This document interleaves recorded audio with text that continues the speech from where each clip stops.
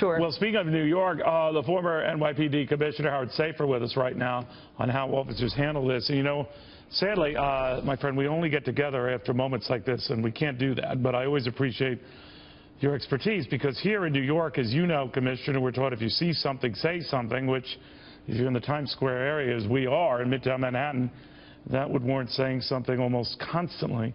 But what do we do when we're supposed to be extra vigilant and extra watchful? What does that mean?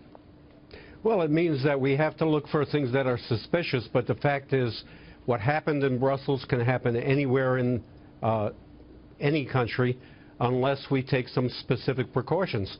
I mean, the ticket area is a place that is virtually without security, and we need to fix that. You know, in the Brussels airport, it was many years since I was there, so it's probably changed.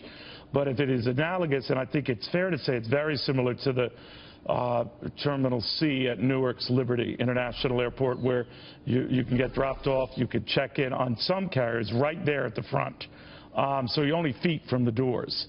And that is apparently, we're told, and not exclusively, it could have been other methods, that the assailants in this attack simply got in and only feet from the doors blew themselves up. Now, there are other reports that they went upstairs and did this, but none of this required going past security where they were in either case. What do you make of that?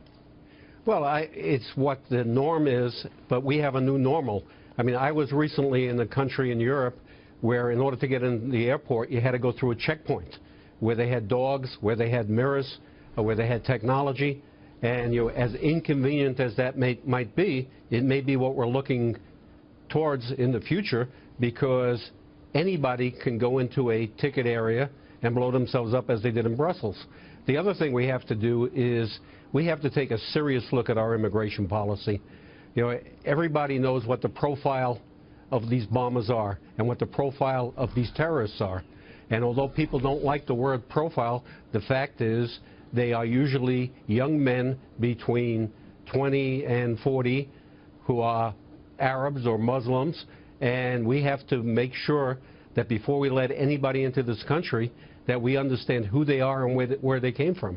We also have to stop being politically correct about how we surveil people in this country.